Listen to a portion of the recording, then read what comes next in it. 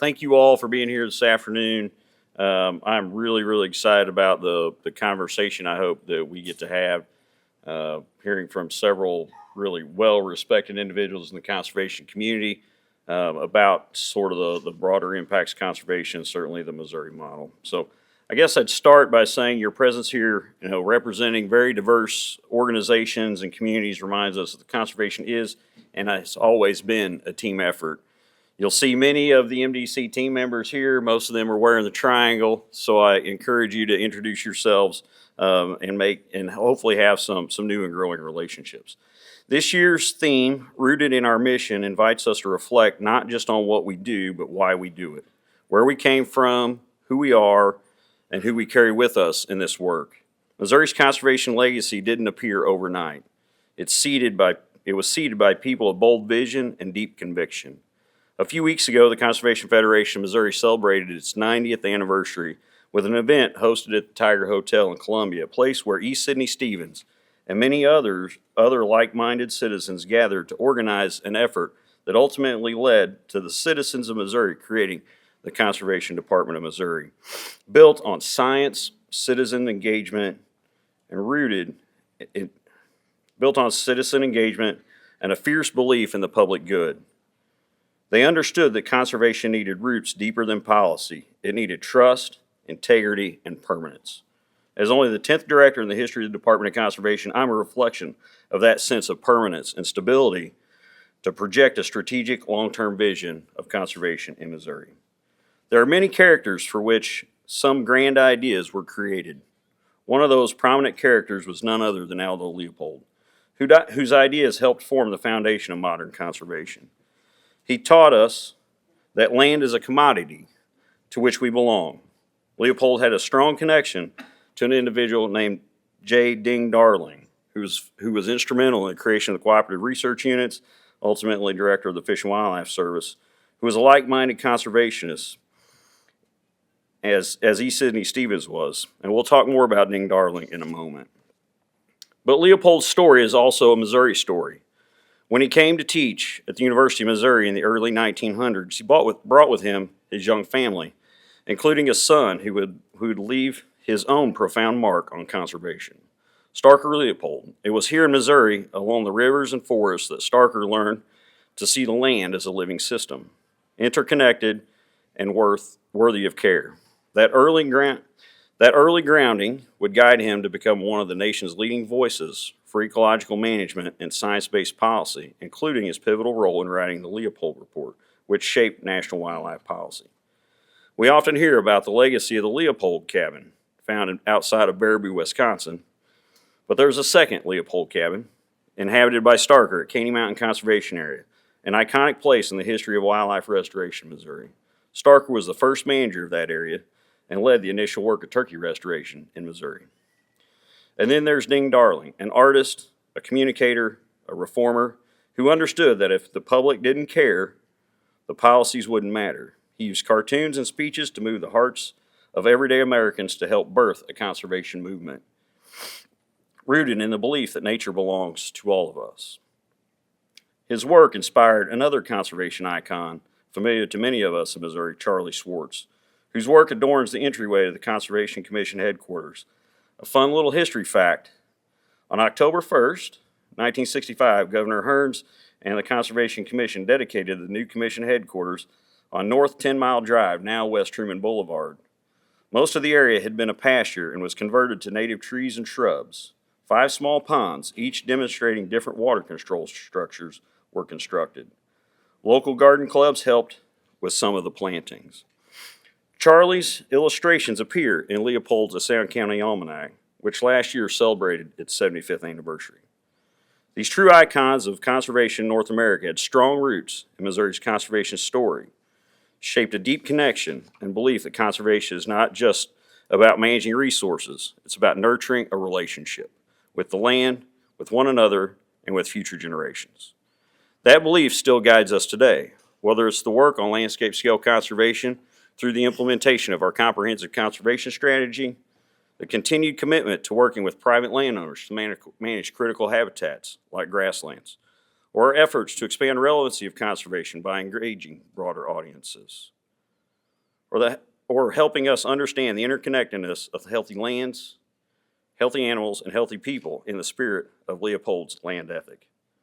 To be rooted in our mission today means staying grounded in the values that launch Missouri's conservation model: public trust, scientific integrity, local voices, and long-term strategic thinking. It means honoring our predecessors, not through nostalgia, but through actions that echo their courage. After all, this is the Show Me State. So thank you for your relationships, your partnerships, and your belief that together we can continue to grow something worthy of those who came before and those still to come. Before I introduce our keynote speaker, I'd like to share a special video message from Governor Mike Kehoe. Although he could not be here today, he wanted all of you to know how much he appreciates the work you do and that he's excited to see what we can accomplish together. Hello, Governor Mike Kehoe here. I'm sorry I couldn't be with you in person for the Missouri Conservation Roundtable Partners meeting, but I did want to send a message to you to say thank you for getting together and how proud I am for our Conservation Department, led by Director Jason Sumners. He's doing a great job. He's got a great commission. Well, he's got 2 new commissioners, so I'm not sure how great they are yet. The jury's still out, but I'm sure they'll be great. And all of the stakeholders that come from really a diverse background from around our state to get together and talk about what it means to have a Missouri Conservation Department and what it means to be conservationists. Rural folks understand this as well as urban folks. It's really important to support our resources here in the state for Missourians to enjoy. And we're happy that you take this time out to get together. I've actually been to this event before, but I'm happy that you take this time out to get together. I hope you do it more often than just once a year, actually, to make sure that we're going in the right direction and that we understand what each other's needs are. Different stakeholders in the room from different groups of people representing different backgrounds and industries, each might have a different idea of what it means to have a great conservation department. So sharing of those ideas, trying to work through those dialogues really means a lot to me.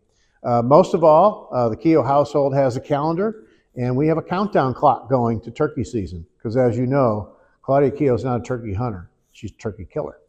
And so we're looking forward to enjoying the outdoors ourselves. Once again, thank you guys for getting together. We are grateful for what you do for conservation. You know, many say that our conservation department is one of the best in the United States. I actually think our conservation department is the best in the United States. God bless each and every one of you. Have a great meeting. Thank you so much for letting me say a few words. Governor Kehoe has been, and will likely continue to be a huge supporter of conservation and the work that we do, and understands the impact it has on the life of many, many Missourians.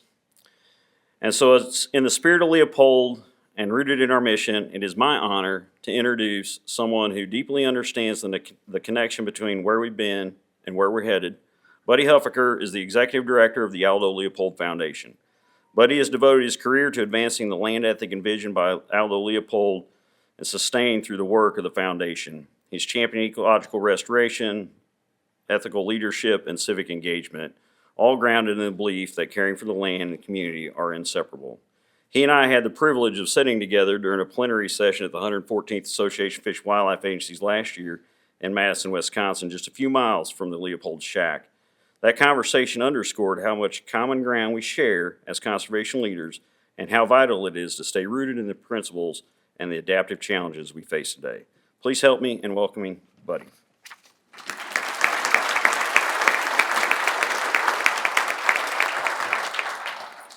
Thanks, Jason, for that warm introduction. And I just want to start by saying what an honor it is to be here and be part of this gathering. Because as the governor mentioned and Jason alluded to, the Missouri model truly is the model for conservation. You might get tired of hearing that if you sit and work in Missouri, but I assure you that the way you fund and invest and collaborate for conservation is something that states all across the country aspire to. Got to figure out my technology here. I'm hoping that actually this is a new book for some of you in the room. Anybody here never heard of a Sand County Almanac before? Got a couple, great. We like newcomers. Well, as many of you know, this book has become a conservation classic, and we're talking about it 75 years later. because it's been translated into 16 different languages. It's sold millions of copies. It is recognized not only as the cornerstone of the modern conservation environmental movement, but actually just one of the most important pieces of literature of the 20th century. And it's in this book that Leopold puts forward the idea of a land ethic. And if any of you have read this book, it starts off with the opening line, "There are some who can live without wild things and some who cannot. These essays are the delights and dilemmas of one who cannot." It might have been that opening line that caught many of you on your first reading to say, this is a book I want to dive deeper into. And all of you are here because of your care and love for wild things. And of course, if you care about wild things and wild places, this is an alarming time to be working and living.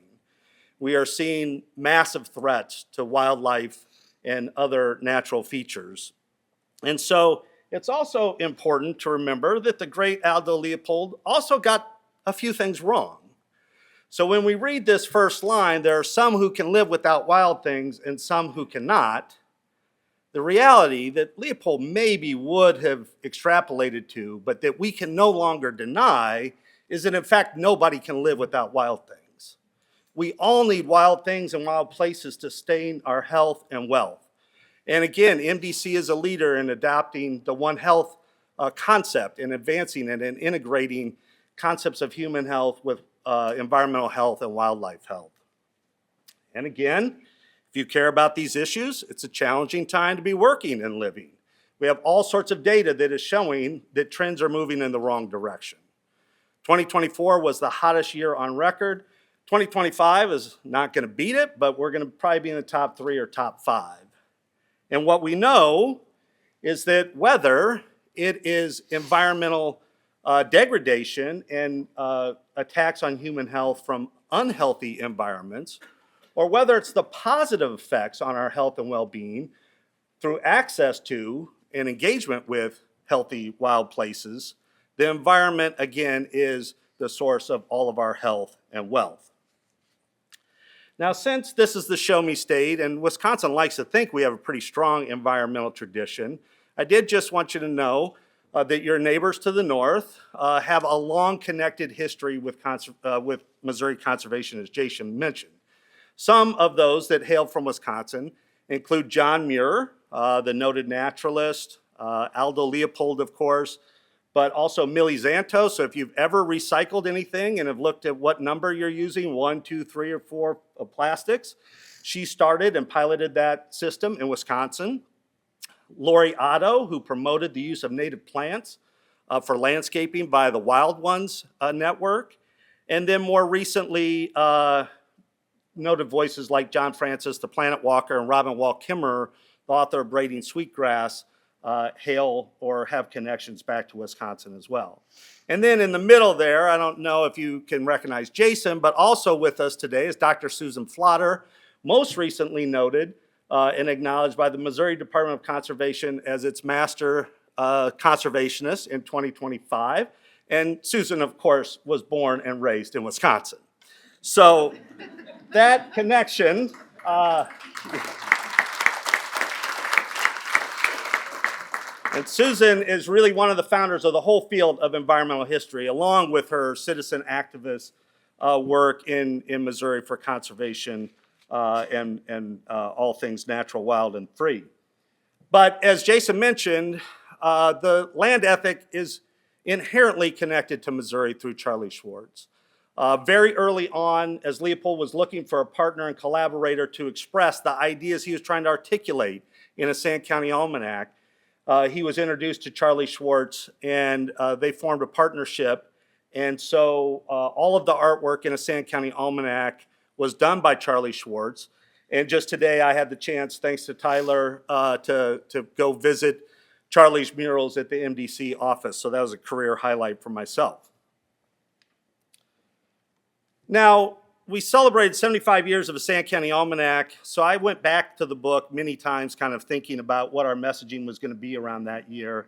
And I came to believe that this other line from early in the book, where Leopold writes, "When we see land as a community to which we belong, we may begin to use it with love and respect." It's a line Jason cited in my intro. This, I believe, is the most important line in the whole book, because it's putting forward the whole premise that Leopold would build out for the rest of the book. And that is that we have to expand our concept of community. We have to think about the flora and fauna and give them ethical consideration and care just as we do our friends and family. And if that was the most important line in the book, I think the second most important line in the book comes at the very end. At the end of the chapter about the land ethic, where Leopold writes, "I have purposely presented the land ethic as a product of social evolution because nothing so important as an ethic is ever written. It evolves in the minds of a thinking community." That's what's happening here today. We're coming together to share stories, to share our commitment to conservation so that the movement can continue to grow and evolve. Now, Leopold himself, we're going to go back in time. We're going to do a little past, present, and future. Leopold himself came along in a generation after conservation was just getting its feet on the ground, most notably through the archetypes of John Muir on your left, the kind of wilderness advocate, kind of the we got to protect nature from ourselves, and then on the right, Gifford Pinchot, who was the first chief of the Forest Service and was really about the wise use of natural resources. And then Teddy Roosevelt was president and kind of tried to stitch together a conservation effort. And Leopold really comes along and serves as the archetype that bridges that, right? That finds the practical realities of how we live as organisms that have to consume goods and resources, but also can protect wild things for our own health and well-being. And Leopold loved to be outdoors. He loved to hunt, he loved to fish, he loved to hike, he loved to camp.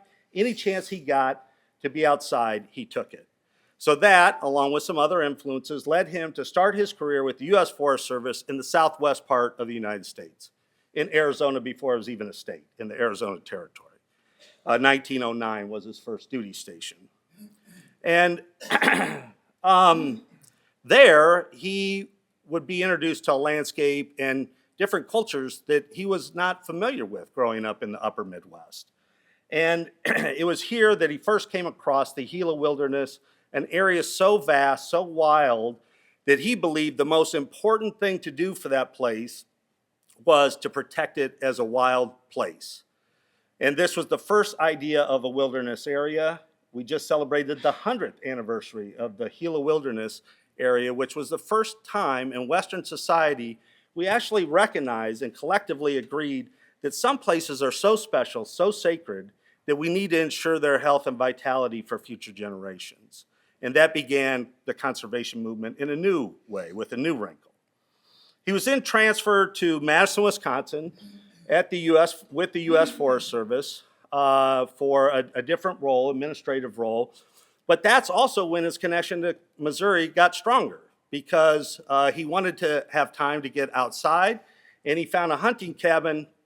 He thought in Missouri, but it turns out it was actually in Arkansas, but very close. He claimed it was in Missouri, and it's just by the bend of the river that it's actually in Arkansas. I think they actually hunted more in Missouri, but that was their shanty there on the right-hand side of Aldo, that he and his oldest sons would come and spend time in the field. And also, while he was traveling across the Midwest for these hunting excursions and other purposes, he left the U.S. Forest Service, his kind of safe government job, to pursue his real passion, which was wildlife. And he started doing game surveys across the upper Midwest that would lead to his first publication called the Game Survey of North Central States, that would roll into his first book, Game Management. Now, upon publishing this book, he finally had the credentials now to be hired by the University of Wisconsin to teach the first course in game management ever offered in North America. But he didn't have the credentials until he wrote the book, because he had only ever gotten a master's degree at the Yale School of Forestry. And for Leopold, these ideas of how to care for and restore land were important, and they were still being tested out. I mean, we still know a lot about how to do ecological restoration. These were the very early days. So he worked on watershed projects in the southwest part of Wisconsin. He worked to connect urban hunters with rural landowners, creating cooperatives so that those with economic resources, kind of cash rich and land poor, could connect with landowners that were land rich and cash poor, and they created this cooperative that benefited everybody. And he was the director of the University of Wisconsin Arboretum, which is looked at as the first conscious ecological restoration project in the world, where they weren't just planting grass or trees to kind of stop soil erosion or to provide some wildlife cover. They were trying to recreate ecological communities to the best of their ability. Some worked, some didn't, but it was all experimental. And then Leopold wanted to practice what he preached. This is when his family bought their own shack along the Wisconsin River and started restoring it to health using the same practices that they were using at the Arboretum in Madison. They planted almost 50,000 pine trees. They planted prairie. They planted sugar maple. They did wildlife habitat projects. It was their chance to take care of and love a piece of land themselves. And it was in doing this that Leopold realized that if conservation was going to be successful, it was going to take everybody. It couldn't just be his students and his graduate students and conservation professionals. It was going to take everybody. They were going to have to engage landowners. They were going to have to engage urban citizens. And so he began to write stories that would connect to readers in a way that his technical research papers wouldn't. And that was the emergence of this idea of a book, a collection of essays that would be able to communicate and connect with more general audiences. These essays began to appear in the early 1930s. One of the earliest essays that he would write that ultimately would appear in the book was Marshland Elegy.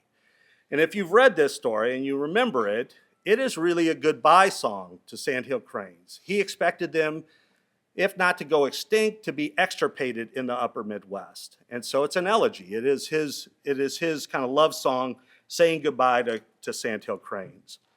Ultimately, of the 41 essays that would ultimately appear in a Sand County Almanac, 21 of them have been published in different outlets and formats, all the way from popular magazines to technical magazines, as he was testing and finding his voice in writing for a more general audience.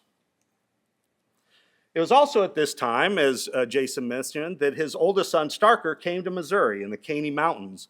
And that's where he began his first field work in earnest on wildlife habitat and restoration techniques, particularly on wild turkey. And then, of course, it'd be some years later when turkeys would be exported to Wisconsin in exchange for grouse. I think our turkey might be doing better than your grouse are, but these are some of the novel ideas that were emerging through this collaboration.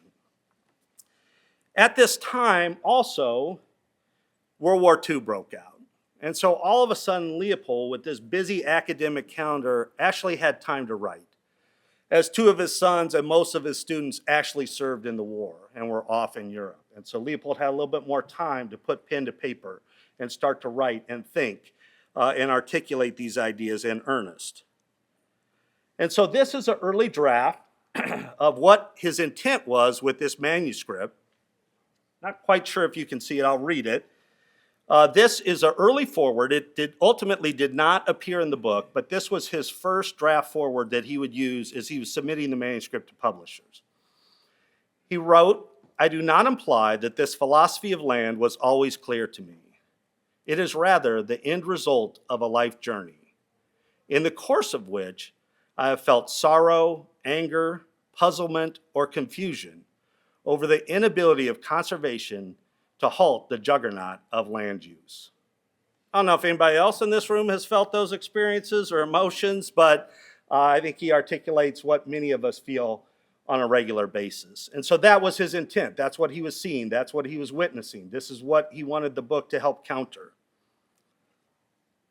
And so he had envisioned this book that's structured with 3 sections, and he was trying to take the reader on a journey with him. The first part is learning to read the landscape, understanding what's happening out there, kind of falling in love with it as you're learning about it. The second part recounts some of the episodes that he had. And so in this section, well, the first section, if you remember, is arranged kind of chronologically over the calendar. That's the almanac section. The middle section are essays like Marshland Elegy and Thinking Like a Mountain. This is where he's out in the world understanding what's happening and trying to understand what the conservation issue is at hand. And the third part is, as he says, here's your kind of war backdrop, right? To tell the company how it may get back in step. This is where the land ethic gets presented. You've learned to read the landscape. You begin to understand what's wrong and what we could do from a policy perspective. But how do we evoke the deeper values, the deeper meaning of conservation, our deeper connection to each other and the land? His argument was the land ethic. And this is where he puts the idea out and explains it to the reader. Now he realizes that only the sympathetic reader will wish to wrestle with the philosophical questions. So he's recognizing he may lose some readers at the end here. You can hang with him while he's kind of, following the grouse or listening to the cranes.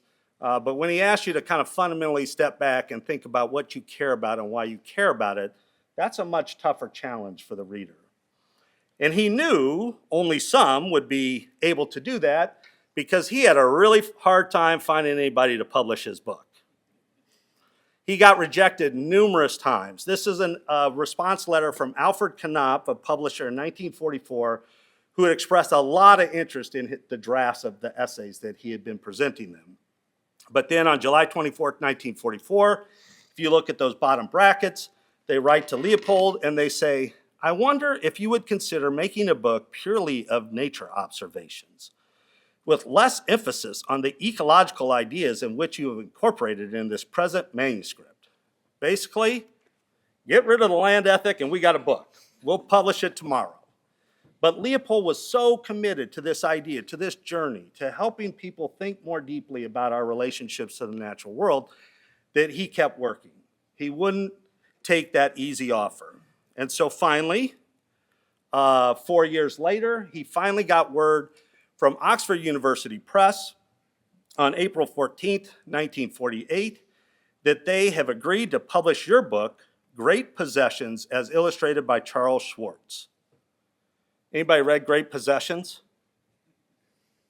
If you've read a Sand County Almanac, you have read Great Possessions. Leopold would die 1 week later, suffer a heart attack while up at the shack with his family, planting trees. A grass fire escaped from a neighbor's farm.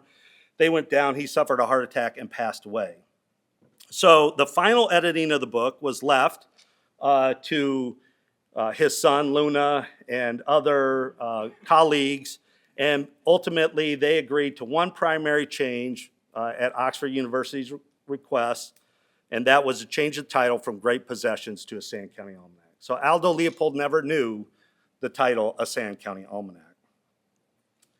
Now, I have a whole story about how this book is still with us in the world, but I want to summarize it quickly. In 1968, kind of by chance, Oxford University Press brings the book out in a paperback edition. And then in 1970, the world gets introduced to Aldo Leopold.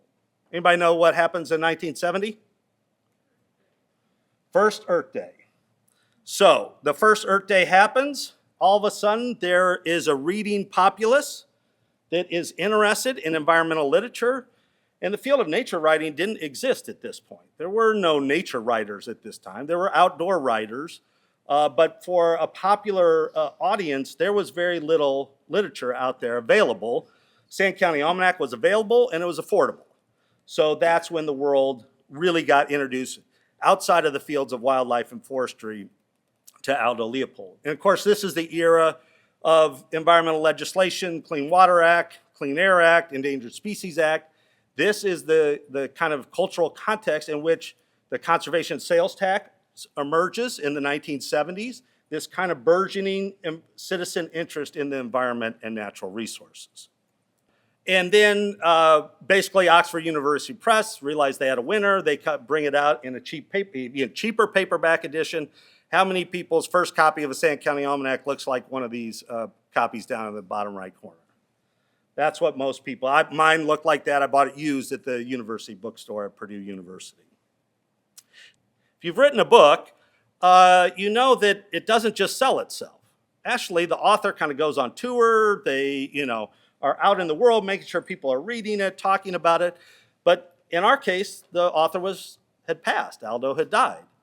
To his good fortune, his wife and his 5 children were all dedicated to science and conservation. And so they took their father's work and his ideas with them into their own fields. All 5 are scientists and conservationists. Another Missouri connection on your left is Nina. When she lived in Missouri, her name was Nina Leopold Elder. She was married to Bill Elder. Some of you might have even had him as a professor at the University of Missouri in zoology or natural resources. And then she would marry her second husband, Charles Bradley, and they would retire back to Wisconsin just down the road from the shack. But 3 of the children are in the National Academy of Sciences. No other family has that many members in the National Academy, and Aldo never got in. He was not a technically good enough scientist to get into the academy. And again, this becomes a family story as well. So in 1982, these 5 kids, so committed to conservation and realizing that their father's idea only continues to grow in importance and influence, they take the extraordinary measure of giving their farm and the rights to their father's writings to the public. They create a nonprofit organization titled the Aldo Leopold Foundation and transfer ownership of those assets. So committed are they to this concept of growing the sense of community that they give away their own special sacred place so that all of you can come and visit and be inspired. We now operate out of the Leopold Center. When it opened in 2007, it was recognized as the greenest building in the world. It's built out of the trees that the family planted in the 30s and 40s. We still own and manage the Leopold Shack and Farm. It's a National Historic Landmark, and people come literally from all over the world. In fact, Jason and Larissa just came to visit us and got their picture taken in front of it as part of their conservation pilgrimage to the Leopold Shack and Farm. And we continue the work that the family did of restoring the landscape surrounding the shack. And we now use kind of bigger and better tools. We use prescribed fire, we use mechanical woody species control, we use commercial timber harvesting, all to try to restore a grass-based ecosystem. We also are taking the lessons that we've learned, things we've done right, things we've done wrong, sharing those with landowners all across the state of Wisconsin through a program called My Wisconsin Woods, trying to get landowners connected up to resources and opportunities, learning, technical, financial, so that they can implement a land ethic on their own land. We continue to learn and work across the 4,000-acre Leopold Pines Conservation Area where we are managing for these indicators and ambassadors. Grassland birds are what we're managing for to understand whether our conservation efforts are having the impact we hope. And we get to feature sandhill crane. So I talked about Marshland elegy as being an elegy to the sandhill crane, assuming it was going to disappear in the upper Midwest. Wildlife often are some of our best success stories. And so the resurgence of the sandhill crane is one of Wisconsin's success stories. Our flyway population now is almost 100,000. And every night we have 15,000 sandhill cranes fly into the Wisconsin River right behind the shack from about October 15th to December 15th and roost for the night on the Wisconsin River. We have a program where we bring people out to watch the cranes in this wildlife spectacle. Over half of the people who come for that experience have never heard of Aldo Leopold. They just have heard this is a cool wildlife experience. So it's our opportunity to introduce them to something that they can't see in their backyard. And we partner with the International Crane Foundation now every November to do a whole festival around what can happen when communities come together for conservation. The other part of our mission is to share the land ethic. And so we repackage, as the author of a Sand County Almanac, we repackage the book in different formats, release it into different languages. We produced a documentary titled Green Fire that talks about the life and legacy, but also how communities all across the country are implementing and adopting a land ethic. And we have a new collaboration with the Missouri Department of Conservation through the digitalization, is that a word? I don't know. Digitalization of a publication that we created called Why Hunt. Again, designed for people who are interested in hunting but don't come from a background where they have a lot of experience. And so this is helping them to build their knowledge and their confidence around starting and engaging in the practice of hunting, which was so formative for Leopold in his own conservation ethic. And that's really what we see our role as being a catalyzer for this national land ethic movement, radiating out from this little humble property that's nothing particularly special in Wisconsin, out across the landscape and into communities all across the country. And as we do that, we believe there's some tenets that the conservation community needs to really embrace. And again, why it's special to be here, because I see this commitment at MDC in the state of Missouri. The first is that a land ethic will need to inform and inspire the transition from an economic worldview to an ecological worldview. Now, that doesn't mean that economics disappear, right? There's always going to be an economy. But what is it based on? What is it informed by? How do we align the realities of our ecological capacity and system with our needs as individuals and communities? The other is to connect individual and community health benefits resulting from access to the natural world. We're finding and receiving more data that is just making this irrefutable. I think conservation has been slow to connect to that and find ways to tell our stories and engage new audiences using this reality and this potentiality. We also have to connect across the landscape, from backyards and window boxes to wilderness areas, and in particular, working lands in between. We need to find new ways of regenerative agriculture and sustainable forestry that, again, can make landowners profitable in our current economic paradigm, but also build bridges to future paradigms. And then finally, a land ethic needs to embrace and be embraced by new constituencies. And the Sand County Almanac is a kind of good flagship for this. Again, it's been translated into 16 different languages, so people from different walks of life and different parts of the world have come into this and found something that resonates with them. But we also have to keep amplifying other voices that come from different cultural perspectives and experiences and align their interests and values and connections to the natural world and to each other in new ways to keep building the community of conservation. And so some of the ways that we do this are through a couple of programming platforms, and I'm really here to not only share but listen and learn over the next couple of days for stories and content that we can package and amplify, again, to illuminate where conservation is at and where we're headed. We have a program called Land Ethic Live. It's a virtual monthly program where, again, we can share stories from different perspectives and different aspects of the land ethic. And then we have a new platform called the Land Ethic in Action, where we're telling stories through multimedia and different types of communication platforms about stories where communities are coming together and collaborating for conservation impact. So I hope you will join the conversation and be part of the conservation community. And if you want, you can sign up for our e-newsletter. It comes twice a month. We have fun stories. We have conservation history and philosophy, ways to kind of enrich and deepen your own commitment to conservation. And if you sign up, the first thing that will be marketed to you is our November program with Paul Hawken. I don't know if folks know this name. He's been one of the early voices about, again, aligning ecologies and economies.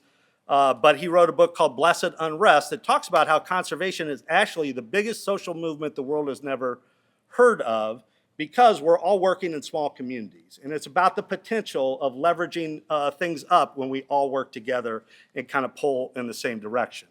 And he has a new book that reinforces this idea that land is a community to which we all belong, talking about how carbon is the connective tissue of all life in the world. So, join the conversation today and in the future, and remember that nothing so important as an ethic is ever written. It evolves in the minds of a thinking community. You are the thinking community. Thank you for being here. And thank you to the Missouri Department of Conservation for your land ethic, and to each and every one of you for what you do to advance conservation here and wherever you call home. Thank you.